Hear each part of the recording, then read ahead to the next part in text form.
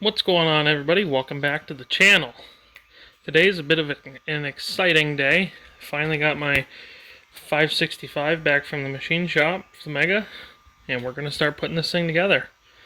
We took this thing apart in May of this year due to some oil starvation issues last fall. Come to find out, we had to turn the mains and the rod journals down 10 thousandths. So, we finally got it all back. Crank in the bag. We got our pistons and our rods in the box. Everything checked out. We had to resize a couple of these, but not a big deal. We've got some Clevite H-series racing bearings for this thing. We got some Plastigauge, we got some assembly lube. I guess let's get started putting this thing together. Here are the bearings that we're using. Nope, can't very well see it with their Clevites. Now, when you're putting these motors together, some people notice, some people don't, if you've never done it. The bearings are always labeled. Oh, let's see if I can't get the sucker to zoom. Well, I can't get it to focus. But anyway, bearings are always labeled uppers and lowers. The uppers obviously go in the block.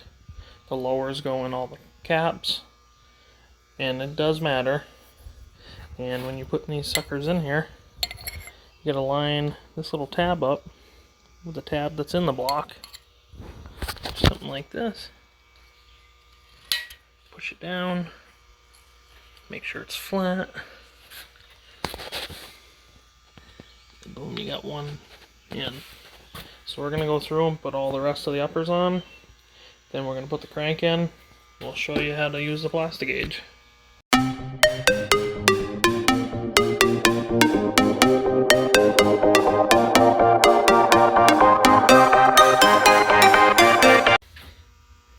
So the way that this Plastigauge works is you've got this little green strip, cut sections off, you put them right on your crank journal, and through all the mains, and then you put all the caps on, you torque them down to spec, take them off, and then you use this little gauge chart on the side.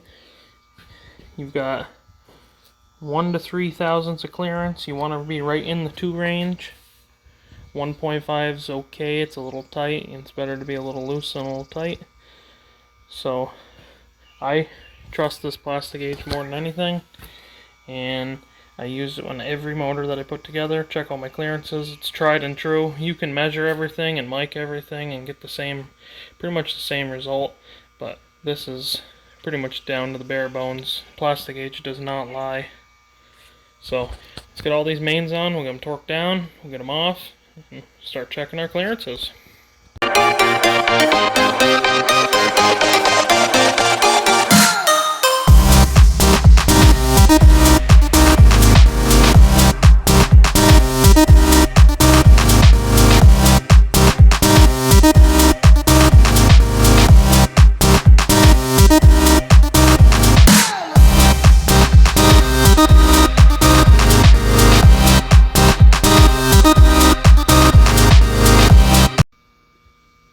Alright, so we're going to check some bearing clearances. So when you do that is you look on this gauge, and I really wish my camera would focus, but look at these and size them up to whatever's on. Let me see if I can swap my hands. Size them up to whatever's on your crank. So it looks like this one's on a little bit of the tighter side. At 1.5, and I guess we'll go back here. Look at this one. This one looks to be in the 2 range, so that one's good. This one is between 1.5 and 2. It's a little bit bigger. It's hard to tell. with the camera. This one's 1.5, and I'm gonna go out on a limb and say that this one's 1.5 too. Right there. Yep, 1.5. So they're all in spec. They're not too tight. A little bit on the tighter side, but that's to be expected. The crank was just machined. So we're gonna take the crank out. We're gonna get all this plastic gauge off these journals, put it together with assembly lube, and torque her down for the final time. Then we can start messing with the rods.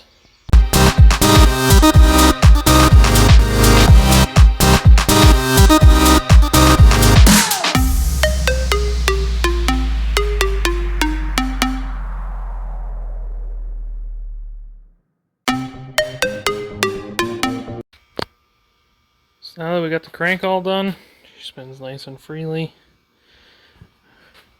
Started digging out the pistons and the rods. Got a real nice setup here.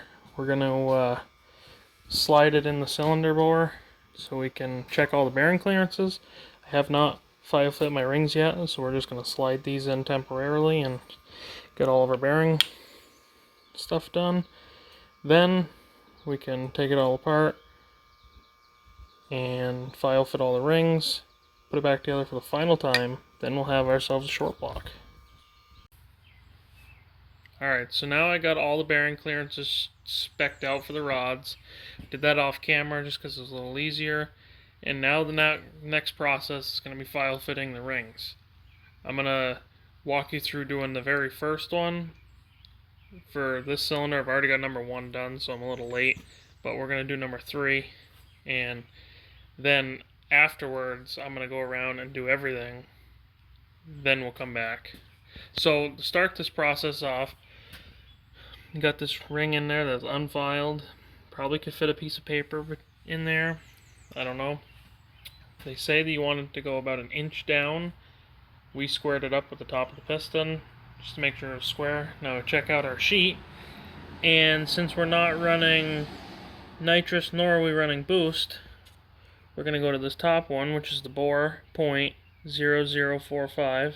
So we did, the bore is 4.6, so we did 4.6 times 0.0045, and it came out to be about 20 thousandths. And so we're going to file fit them to 23, just to have an extra little bit of security in there. And I guess let's get started with this one.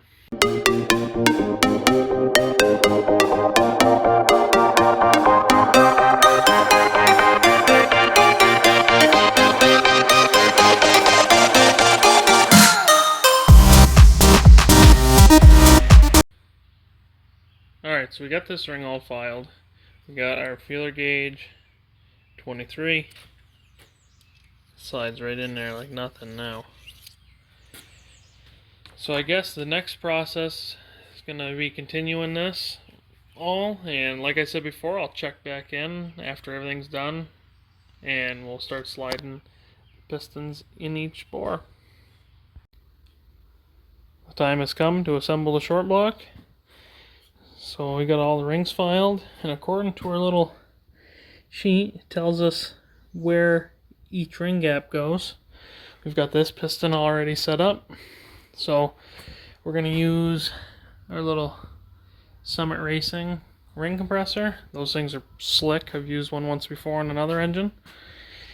I guess let's go start putting this thing together. We'll do a little time lapse. We've already got the cylinders lubed up and ready to go.